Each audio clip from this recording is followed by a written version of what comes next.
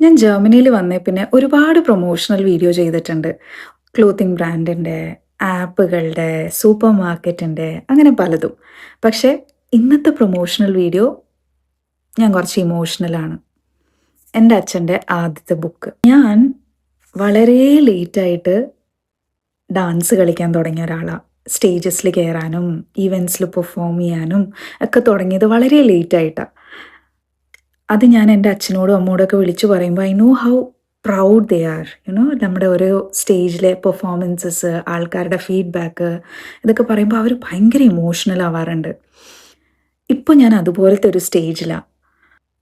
അച്ഛൻ്റെ book publish ചെയ്ത് കഴിഞ്ഞപ്പോൾ ഉറപ്പായിട്ടും എല്ലാ മക്കൾക്കും ഉണ്ടാകുന്ന പോലെ ഒരുപാട് സന്തോഷം ഉണ്ടായിരുന്നു. പക്ഷെ ഇന്ന് ഞാൻ എല്ലാ ദിവസവും ഓരോരുത്തർ ആ ബുക്കിനെ കുറിച്ച് പറയുന്ന ഫീഡ്ബാക്കുകൾ വായിച്ചുകൊണ്ടിരിക്കുക. ഇന്നൊരു വീഡിയോ കൂടി കണ്ടു, ഓരോന്നും ഡീറ്റെയിൽഡ് ആയിട്ട് പറഞ്ഞിട്ടുള്ള വീഡിയോ. ഇത് വളരെ ശ്രദ്ധാപൂർവ്വം പതിയെ മനസ്സിലെത്തി വായിക്കേണ്ട ഒരു നോവലാണ്. വളരെ ലളിതമായ ഭാഷയാണ് ഇതിൽ ഉപയോഗിച്ചിരിക്കുന്നത്, പക്ഷേ ആശയത്തിൽ ഒരു ഗാംഭീര്യമുണ്ട്. ലളിതമായ ഭാഷ, ഗംഭീരമായ ആശയം, വായനക്കാരെ കൂടി ഉൾപ്പെടുത്തിക്കൊണ്ടുള്ള ചോദ്യങ്ങൾ ചോദിച്ചുകൊണ്ടുള്ള രചനാശൈലി, ഇതെല്ലാം ഈ നോവലിന് നല്ല ഭാഗങ്ങളാണ്. ഇവിടെ ആയതുകൊണ്ട് തന്നെ എനിക്ക് ആ ബുക്ക് വായിക്കാൻ പറ്റിയിട്ടില്ല. പക്ഷെ മറ്റുള്ളവരുടെ ഫീഡ്ബാക്കിലൂടെ ഈ ബുക്കിനെ കുറിച്ച് അറിയുമ്പോൾ കിട്ടുന്ന ഒരു സന്തോഷം ഉണ്ടല്ലോ, അത് ഭയങ്കര വലുതാണ്. നമ്മൾ അച്ഛനും അമ്മയും മക്കളെക്കുറിച്ച് പ്രൗഡാകുന്ന ഒരു ഫീലിങ്ങിനെ കുറിച്ച് എല്ലാവരും സംസാരിക്കാറുണ്ടാവുമായിരിക്കാം.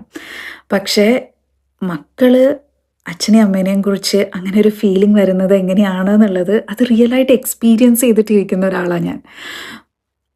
എവിടെയോ ഒരു റിഗ്രറ്റ് ആണോ ഒരു വിഷമാണോ എന്തോ എൻ്റെ ഉള്ളിൽ വന്ന ഒരു ക്വസ്റ്റ്യൻ മാർക്കാണ്. അച്ഛൻ്റെ ഡ്രീംസ് മുഴുവൻ 2 പെൺമക്കളുണ്ട്, അവരെ കല്യാണം കഴിപ്പിച്ച് വിടണം, അവരുടെ കാര്യങ്ങൾ നോക്കണം, കുടുംബത്തിൻ്റെ കാര്യങ്ങൾ നോക്കണം എന്ന് വെച്ചിട്ട് അച്ഛൻ്റെ ഡ്രീംസ് എവിടെയെങ്കിലും ഒന്ന് സപ്രസ് ചെയ്ത് വെച്ചിരുന്നോ എന്നുള്ളൊരു തോട്ട് ഇങ്ങനെ ഉള്ളിൽ കിടക്കുകയായിരുന്നു.